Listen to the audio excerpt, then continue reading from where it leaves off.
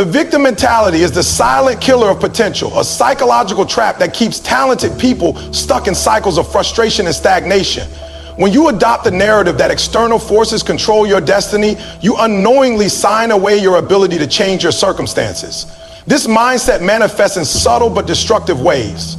Constantly comparing yourself to others who had it easier, obsessing over unfairness instead of opportunities, or waiting for validation before taking action.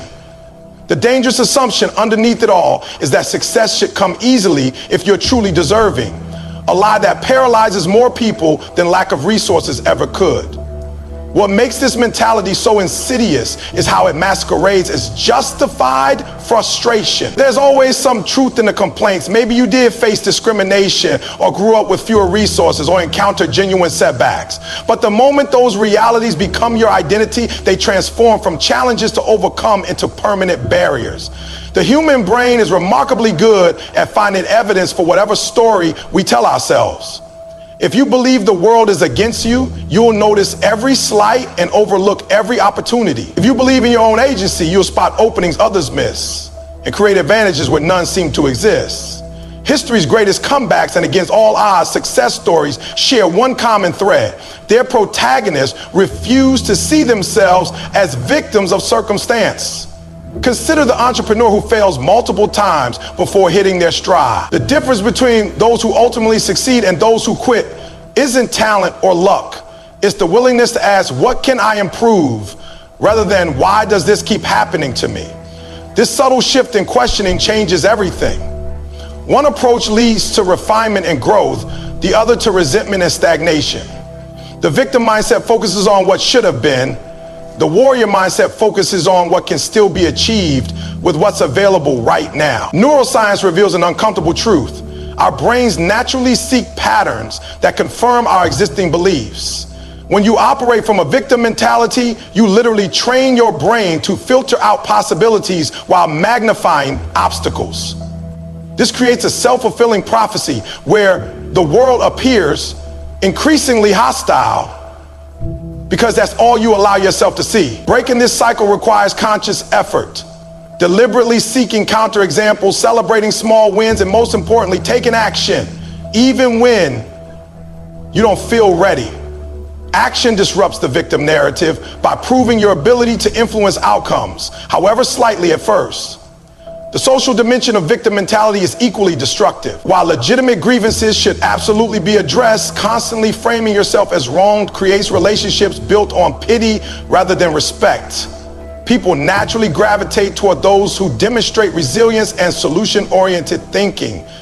This isn't about pretending life is fair. It's about recognizing that positioning yourself as a victim rarely inspires others to help you, whereas demonstrating determination often does. There's profound power in saying, this happened and now I'm going to, rather than this happened so I can.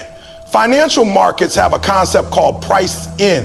When all available information is already reflected in an asset's value, similarly, when you make your past struggles the centerpiece of your identity, you've already priced in your limitations. The people who break through understand their history informs but doesn't define them. They acknowledge their challenges without being constrained by them. This balanced perspective allows them to draw strength from their experiences without being held hostage by them. Your past can either be fuel that propels you forward or an anchor that keeps you stuck. The choice comes down to the meaning you assign to it. At its core, rejecting the victim mentality isn't about denying hardship. It's about reclaiming your creative power in the face of it. Every meaningful human achievement has required overcoming some form of disadvantage. The difference lies in whether individuals saw those disadvantages as the end of their story or simply the context for it. When you shift from why me to what now, you activate your innate problem-solving abilities. Challenges become puzzles to solve rather than verdicts to accept. This mental repositioning doesn't happen overnight, but each small step forward builds evidence that you're more capable than your circumstances suggest. The most liberated people aren't those who've had easy lives. They're those who stop waiting for life to be fair before showing up fully. They understand that while they can't control every external event, they always control their response. This isn't naive positivity, strategic empowerment. When you stop seeing yourself as a passive recipient of whatever life throws at you and start seeing yourself as an active participant in shaping your reality, everything changes. The same events that once seemed like proof the world was against you become data points in your ongoing education. Setbacks become set up for comebacks. Limitations become the raw materials for innovation. True freedom comes when you realize no one else gets to decide what your experiences mean about you. That power is always yours. The victim mentality thrives on the illusion that your past must dictate your future. Breaking free requires the courage to write your own story instead of letting circumstances write it for you. Every time you choose action over complaint, responsibility over blame, possibility over limitation, you reinforce your identity as someone who shapes reality rather than someone who's shaped by it. This is how ordinary people accomplish extraordinary things, not by waiting for perfect conditions, but by making progress despite imperfect ones. The most dangerous lie we tell ourselves is that success should look glamorous from the outside. We've been conditioned to believe in overnight transformations and viral breakthroughs, forgetting that every overnight success was actually years in the making. The truth nobody wants to hear?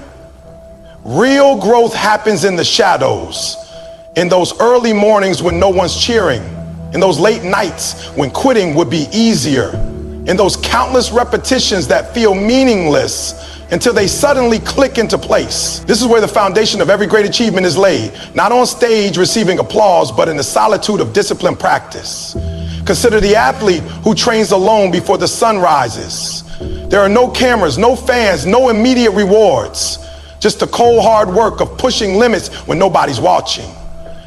That's where championships are won long before the actual competition. The same principle applies to every field. The writer who publishes a bestseller first wrote hundreds of pages nobody will ever see. The entrepreneur who lands a major deal first endured countless rejections. The musician who seems like an overnight sensation actually spent years honing their craft in obscurity. The magic isn't in the moment of recognition, it's in all the recognized moments that made it possible. Why does this grind in silence matter so much? Because it's the ultimate test of character. Anyone can work hard when they're being watched and praised. But true commitment is what happens when there's no external validation, when the only reason to keep going is because you said you would. This is where most people falter. They need constant encouragement, visible progress, and social approval to stay motivated.